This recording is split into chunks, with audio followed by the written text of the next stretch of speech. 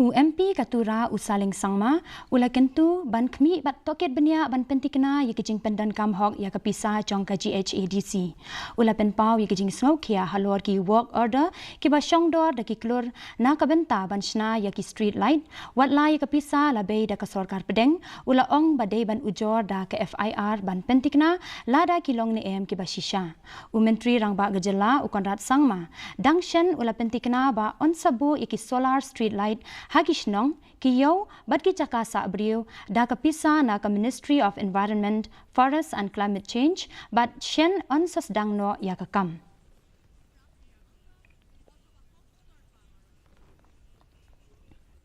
So it's a confusing actually. Now he talks about the street lights. Now he asks street lights for about 104 crore. Primary processing has been submitted with a total budget of 104 crore. It's a bit confusion out there. Now he talks about the money to give for the district council from the month of November, and now he is again writing a letter to Government of India from the forest and environment asking money regarding that tax agreement.